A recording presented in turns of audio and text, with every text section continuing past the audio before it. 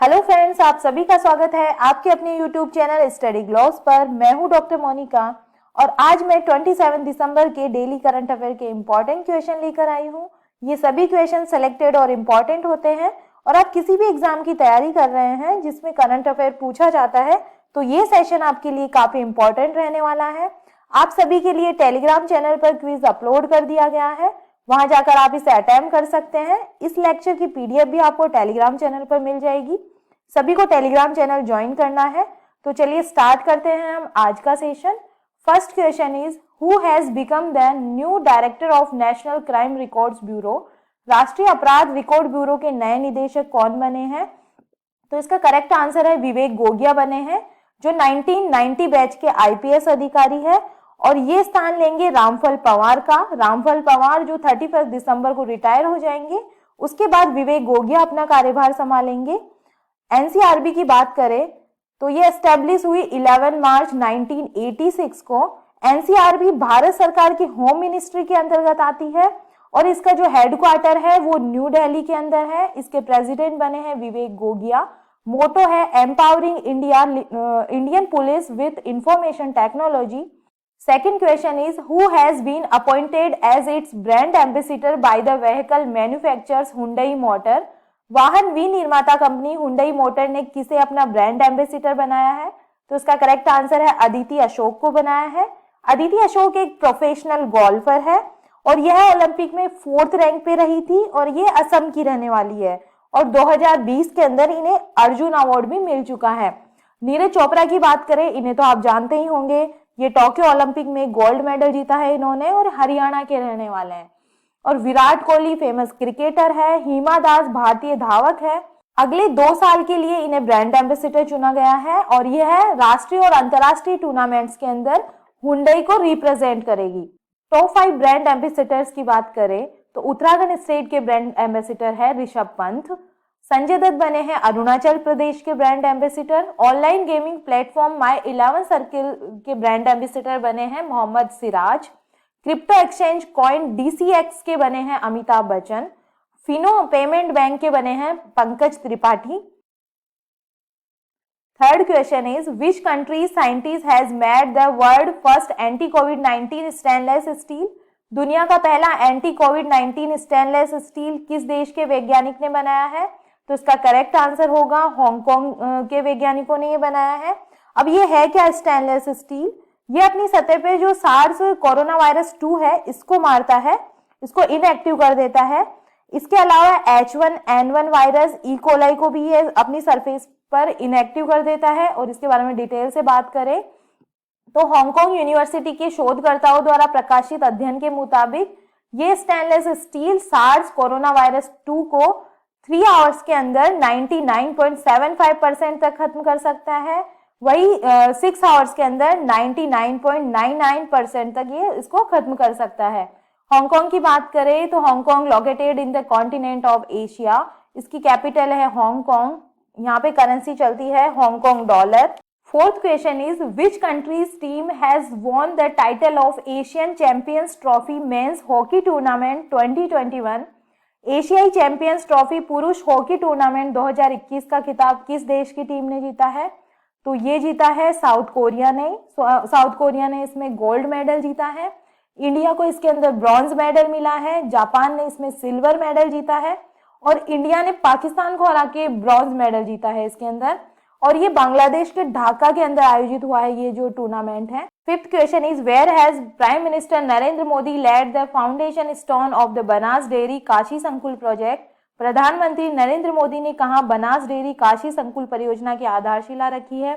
तो इसका correct answer है वाराणसी के अंदर।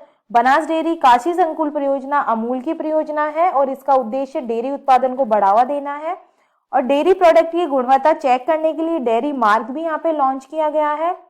वाराणसी से आपको याद आया होगा, यहाँ मिस्टर नरेंद्र मोदी ने रुद्राक्ष कन्वेंशन सेंटर का भी उद्घाटन किया है।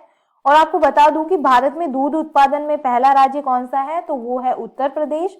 नेक्स्ट इसके बारे में डिस्कस करें तो 30 एकड़ भूमि में फैले इस डेयरी का निर्माण लगभग 475 करोड़ रुपए की लागत से किया जाएगा और इसके अंदर रोजाना 5 लाख दूध का प्रोसेसिंग होगी। Sixth question is which country has abolished cinema censorship of movies released in theater? किस देश ने सिनेमा घरों में रिलीज होने वाली फिल्मों की सिनेमा सेंसरशिप को समाप्त कर दिया है? तो इसका करेक्ट आंसर होगा यूनाइटेड अरब अमीरात ने, यूएई ने समाप्त कर दिया है। और इसमें 21+ की नई कैटेगरी को इसमें ऐड कर दिया है इन्होंने। और विदेशी दर्शकों की संख्या को बढ़ाने के लिए यूएई ने सिनेमैटिक्स रिलीज में सेंसरशिप को समाप्त किया है। यूएई के बारे में बात करें, UAE is located in the continent of Asia. इसकी कैपिटल है आबू धाबी। करेंसी यहाँ पे है यूएई दिरहम। प्रेसिडेंट है शेख खलीफा बिन जायद अल नहयान। आईसीसी का जो हेडक्वार्टर है वो दुबई के अंदर सिचुएटेड है, जो यूएई की सिटी है। और the world's tallest building Burj Khalifa भी दुबई के अंदर है, जिसकी हाइट 829.8 मीटर है। 7th question is when is the national consumer right day 2021 celebrated? राष्ट्रीय उपभोक्ता अधिकार दिवस 2021 कब मनाया गया? तो इसका करेक्ट आंसर है 24 दिसंबर को ये मनाया गया। उपभोक्ता आंदोलन के महत्व को उजागर करने और प्रत्येक उपभोक्ता की जिम्मेदारियों और अधिकारियों के बारे में जागरूकता बढ़ाने के लिए ये हर साल 24 दिसंबर को मनाया जाता है। और इस बार की इसकी थीम है प्लास्टिक प्रदूषण से निपटना। और ये 24 दिसंबर को ही क्यों मनाया जाता है? क्योंकि इस दिन उपभोक्ता संरक्षण अधिनियम 1986 को राष्ट्रपति की सहमति प्राप्त हुई और इस प्रकार ये लागू हो गया। इस अधिनियम का उद्देश्य उपभोक्ताओं को विभिन्न प्रकार के शोषण जैसे दोषपूर्ण सामान, सेवाओं में कमी, अनुचित व्यापार प्रथाओं के खिलाफ प्रभावी सुरक्षा उपाय प्रदान करना है। विश्व उपभोक्ता अधिकार दिवस क्या है? विश्व उपभोक्ता अधिकार दिवस और राष्ट्रीय उपभोक्ता अधिकार दिवस के बीच अक्सर लोग भ्रमित रहते हैं, जबकि दोनों का जो एम है वो सेम है। उन्हें अलग अलग तिथियों पर मनाया जाता है। जो विश्व उपभोक्ता अधिकार दिवस है वो मनाया जाता है 15 मार्च को, और जो राष्ट्रीय उपभोक्ता दिवस है वो मनाया जाता है 24 दिसंबर को। टॉप 5 डेज के बारे में बात करें, national arm force day, national flag day मनाया जाता है 27 दिसंबर को। इंटरनेशनल सिविल एविएशन डे मनाया जाता है 7 दिसंबर। इंटरनेशनल वॉलंटियर डे 5 दिसंबर।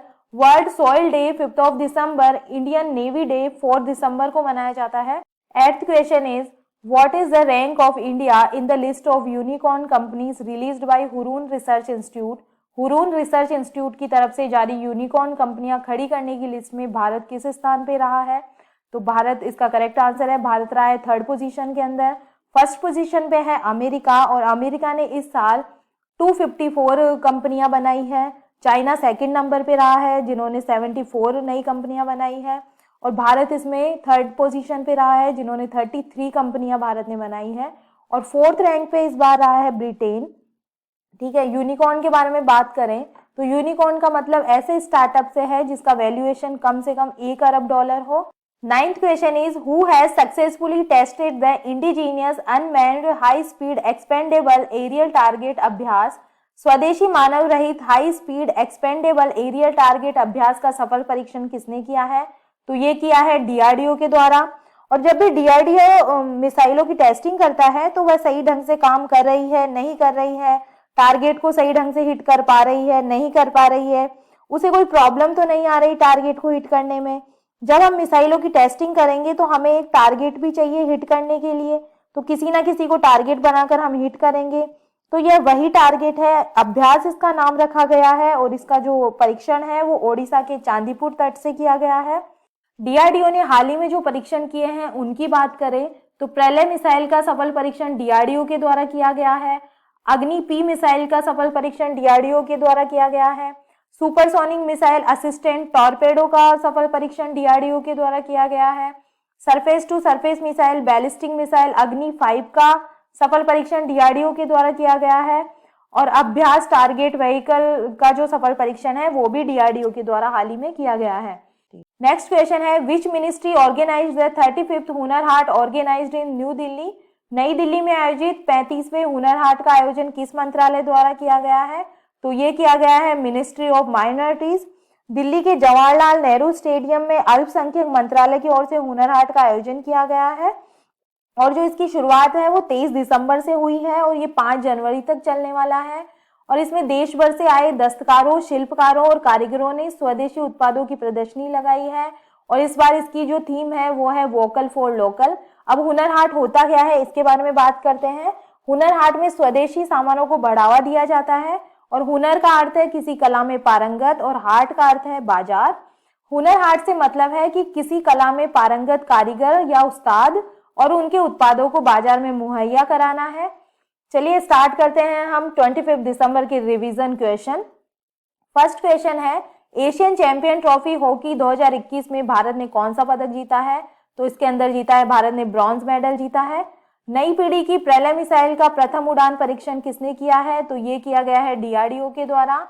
Times Higher Education Asia award 2021 से किस संस्था को सम्मानित किया गया है? तो ये सम्मानित किया गया है ओपर जिंदल ग्लोबल यूनिवर्सिटी को। राष्ट्रीय किसान दिवस 2021 कब मनाया जाता है? तो ये मनाया जाता है 23 दिसंबर को।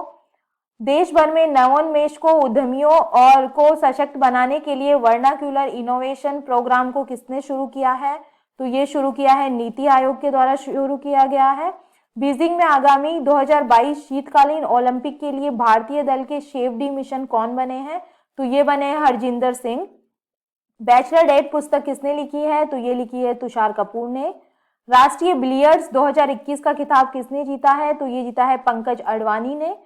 किस राज्य सरकार ने ट्रांसजेंडर को पुलिस में 1% आरक्षण देने की घोषणा की है?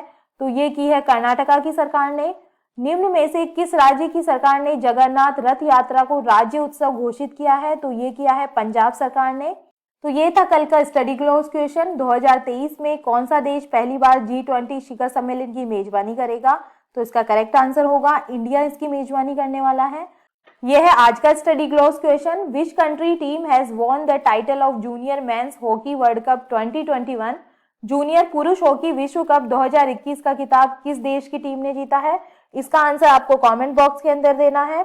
उम्मीद करती हूँ आपको वीडियो अच्छा लग रहा होगा। और आप सभी के लिए टेलीग्राम चैनल पर क्विज अपलोड कर दिया गया है, वहां जाकर आप इसे अटेम्प्ट कर सकते हैं। तो चलिए मिलते हैं हम नेक्स्ट वीडियो के साथ में। Thank you.